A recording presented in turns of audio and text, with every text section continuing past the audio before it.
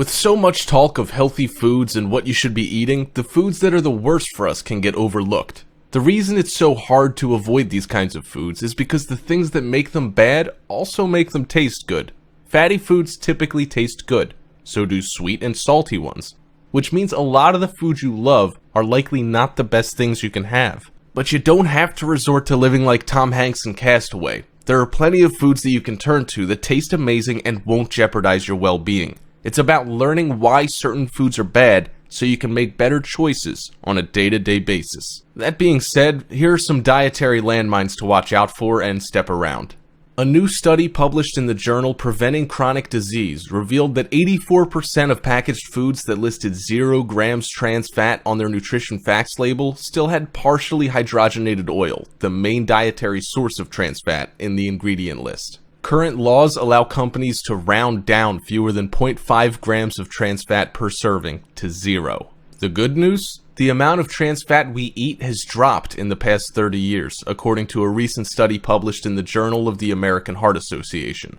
Men are consuming 32% less trans fat and women 35% less than they were in 1980. Still, 1.9% of men's daily calories and 1.7% of women's daily calories come from trans fat today. The American Heart Association recommends limiting trans fat to no more than 1% of total calories consumed. Even a few daily grams of these fats increase bad cholesterol, decrease good cholesterol, and clog arteries. And Harvard researchers estimate that trans fats cause up to 228,000 cases of heart disease and 50,000 deaths annually. Since 2 grams is the most you should have in a day, allowing food with 0.5 grams or less to call themselves trans fat free is a real problem. Simply said, you're best off avoiding trans fat containing foods completely.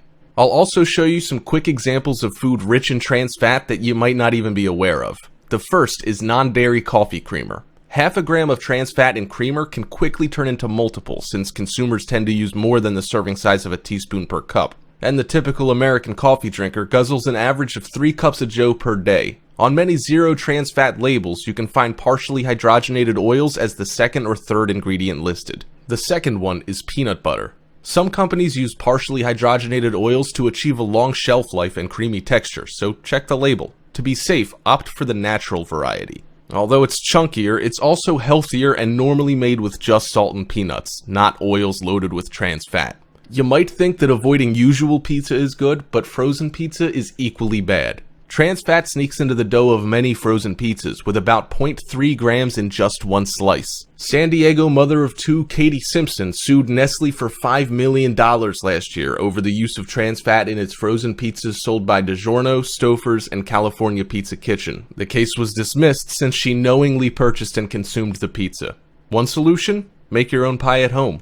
Popcorn's unhealthy as well. I know it's your Friday night movie staple, but microwavable popcorn puts the spotlight on trans fats. The true culprits are the toppings. Butter flavoring can include 0.5 grams of trans fat per serving, while caramel flavoring can contain as many as 1.5 grams. Some extra buttery varieties can have up to 15 grams of trans fats per bag, which is all too easy to inhale in one sitting. Stay away from the microwave popcorn, says Napoli. Just do the old-fashioned air pop or use an actual oil to pop the kernels in. You might love them, but packaged cookies are the devils. Even the beloved Girl Scout cookies still sneak some trans fat in despite a label that says trans fat free.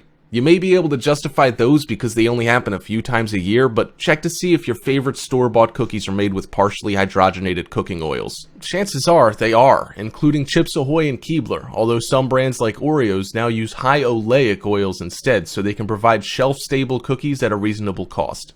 Lastly, margarine. Margarine consumption boomed during the butter shortages of World War II, with even Eleanor Roosevelt promoting it as her toast topping of choice. But it's a recipe for trans fat overload. To create the creamy spread, liquid vegetable oils are blasted with hydrogen. The more solid the margarine, the more it's been hydrogenated. Many labels claim to have 0 grams of trans fat, but if the label lists partially hydrogenated oils, those small amounts of trans fat can add up when you slather margarine on your food. High fructose corn syrup, or HFCS, is an ingredient that didn't exist before 1960, but has a strong appeal to food manufacturers because it's so very sweet, cheap to make, and easy to store.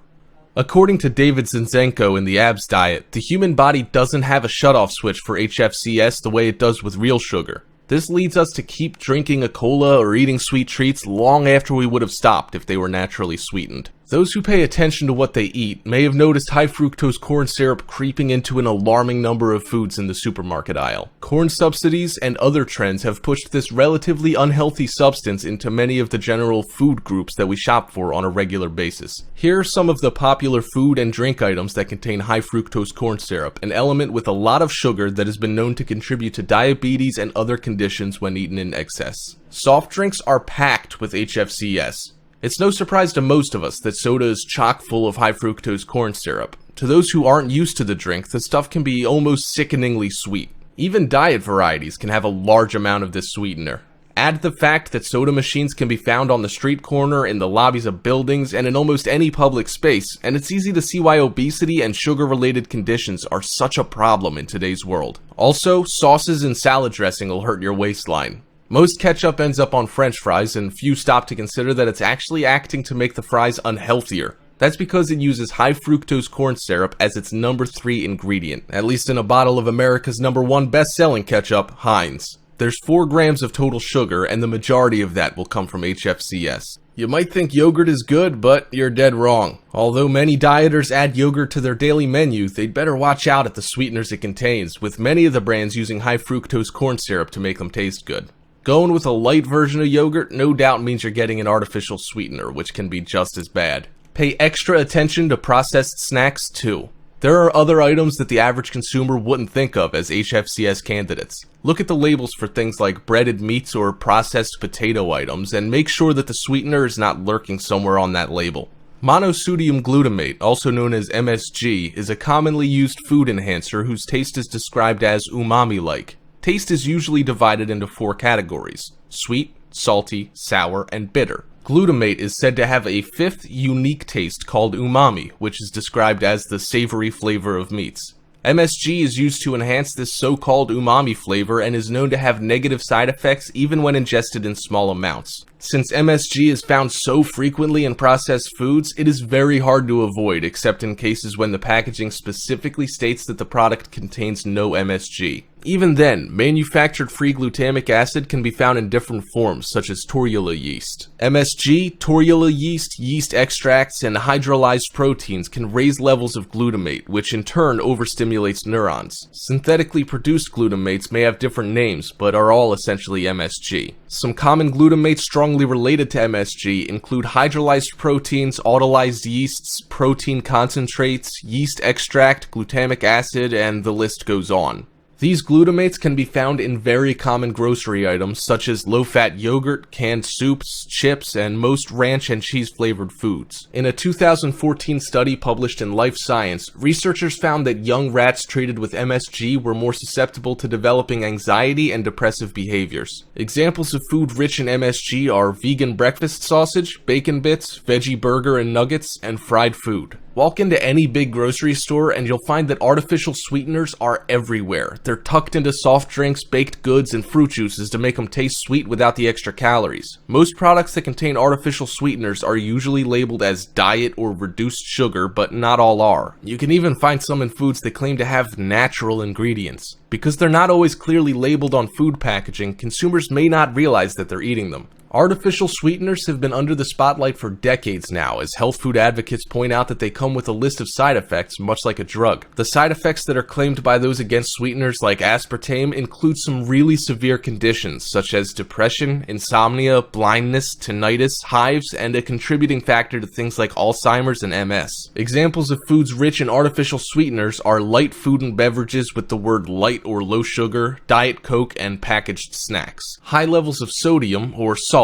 can really wreak havoc on your body. Not only does it cause you to retain water, but it also increases blood pressure and can lead to complications with the heart. Almost all heart patients are put on a low-sodium diet, whether they suffered a heart attack, stroke, or are at risk for them. It makes sense to watch your sodium levels long before it reaches the point of a doctor telling you to do so or forcing you onto a diet to help save your life.